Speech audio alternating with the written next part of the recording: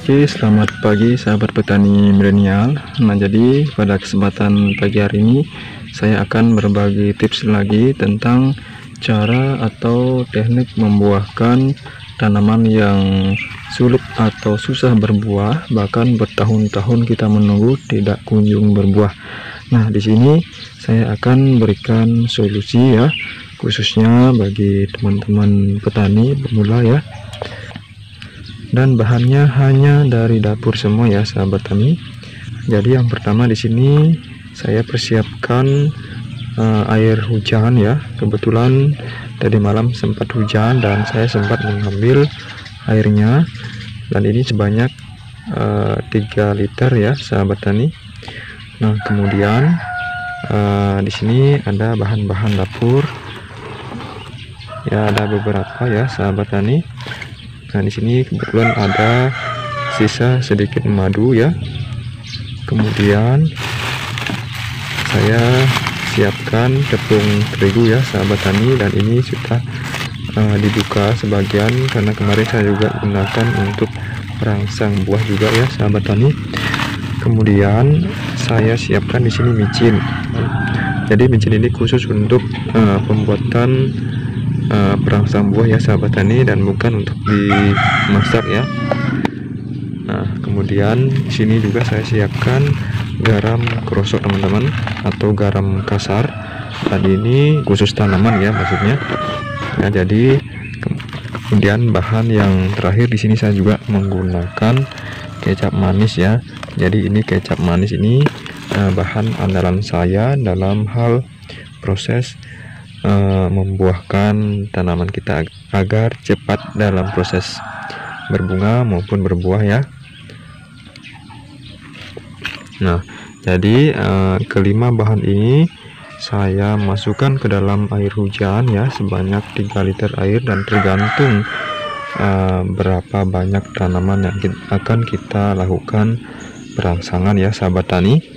Dan kebetulan saya akan lakukan perangsangan pada tiga tanaman sekaligus ya. Jadi setiap tanaman saya akan aplikasikan cukup 1 liter saja sahabat tani. Nah, jadi tidak perlu berlama-lama, langsung saja kita ke tahap proses pencampurannya teman-teman. Jadi yang pertama kita masukkan terlebih dahulu garam krosok atau garam kasar sebanyak 2 sendok makan ya sahabat tani ya, secara penuh ya.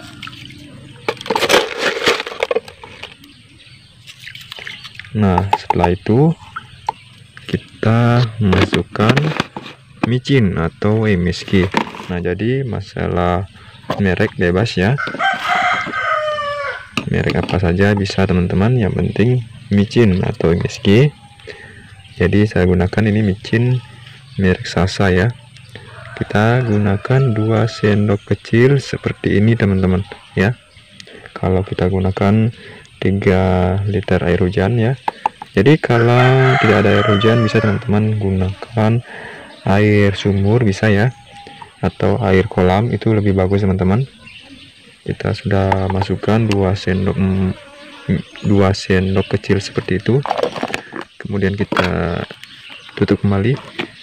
Nah, 2 bahan sudah saya masukkan. Kemudian untuk bahan yang ketiga saya akan masukkan 3 sendok tepung terigu ya. Nah, jadi ini sudah saya siapkan tepung terigunya. Jadi untuk merek bebas sahabat tani. Di sini saya gunakan tepung terigu merek Kompas ya. Dan ini tepung terigu ini sangat bagus sekali untuk memicu perkembangan tanaman kita di fase vegetatif maupun generatif teman-teman.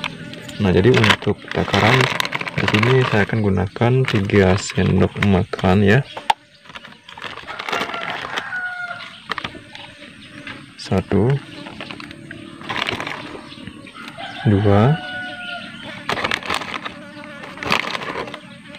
3. Oke, saya kira cukup teman-teman.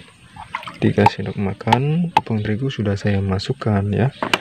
Selanjutnya bahan yang keempat di sini saya masukkan madu asli dari alam. Kemudian karena ini masih ada sisa sedikit ya, kita gunakan cukup 2 sendok makan madu asli ya.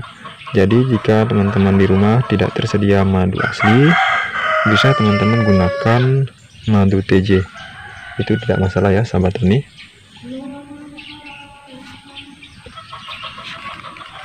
Jadi kita masukkan 2 sendok makan ya madu asli.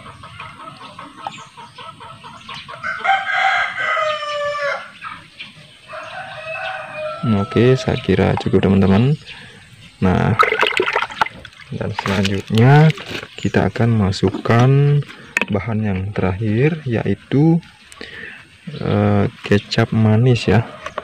Kita gunakan kecap manis 1 saset saja teman-teman ya.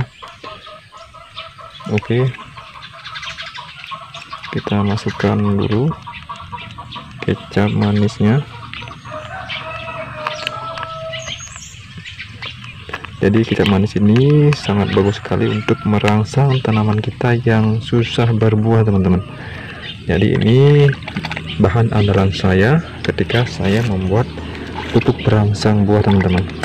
Ini sangat bagus sekali ya untuk merangsang tanaman kita agar cepat berbuah. Oke, tahap terakhir kita lakukan pengadukan secara merata.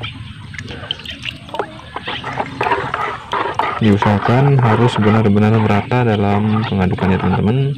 Diupayakan tidak ada yang bergelindir ya.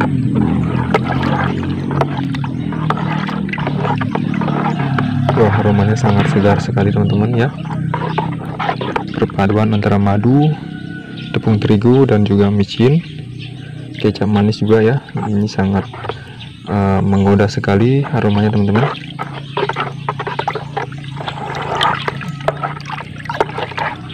Oke, saya kira cukup teman-teman. Nah, dan saatnya kita lakukan pengaplikasian pada tanaman yang akan kita lakukan perangsangan buah ya.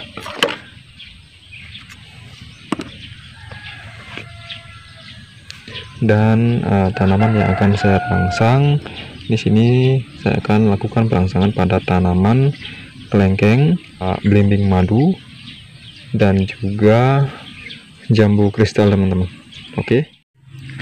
Oke, sahabat petani milenial. Nah, jadi di hadapan kita ini adalah tanaman belimbing madu yang usia tanamnya sudah 6 bulan setelah ditanam, dan ini sudah saya lakukan pemanenan dan buahnya sudah habis ya.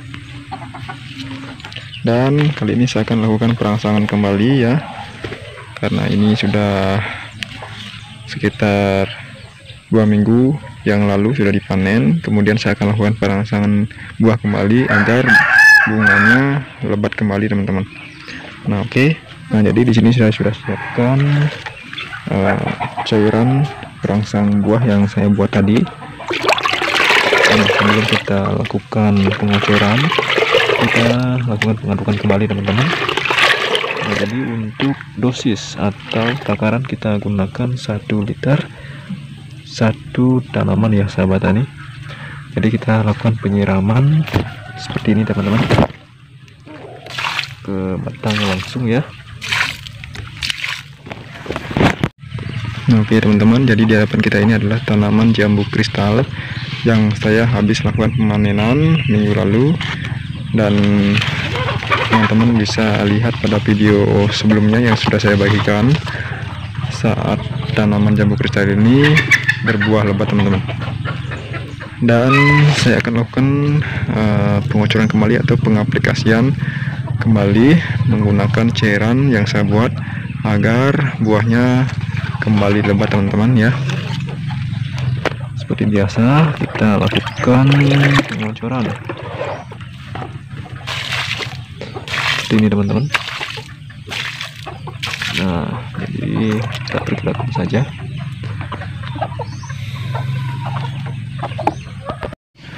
Oke, sahabat petani milenial, saya akan tunjukkan tanaman yang rutin saya lakukan pengaplikasian menggunakan cairan tadi ya.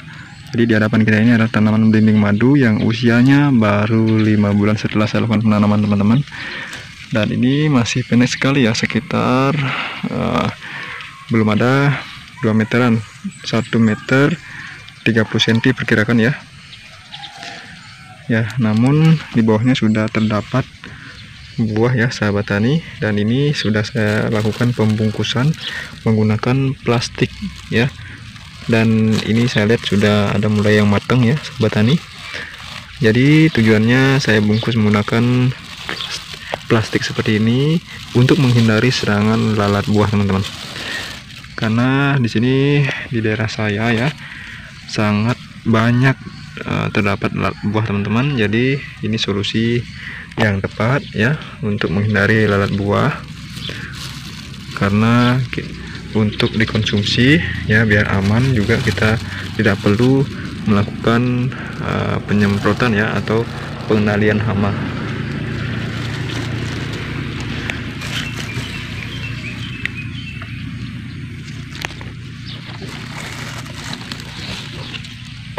Dan kita beralih ke tanaman kelengkeng teman-teman. Nah, ini teman-teman, tanaman kelengkeng di halaman rumah saya. Setelah saya rutin melakukan pengaplikasian atau pengocoran menggunakan cairan tadi, hasilnya seperti ini teman-teman. Walaupun usia tanam baru sekitar 7 bulan setelah dilakukan penanaman ya, dan hasilnya tanaman kelengkeng yang masih usia pendek sudah mengeluarkan pentil buah seperti ini teman-teman ya. Jadi teman-teman petani tidak perlu menunggu lama untuk tanaman kita agar cepat berbuah, karena sudah ada bahan-bahan organik atau bahan-bahan yang mudah sekali kita dapatkan tentunya di dapur ya sahabat tani. Ya oke, sahabat petani milenial ya, sampai di sini dulu video dari saya. Jika teman-teman suka dengan video yang saya bawakan, jangan lupa like, komen, dan juga subscribe teman-teman. Oke, terima kasih yang sudah subscribe. Semoga rezekinya selalu dimudahkan. Sekian dan terima kasih.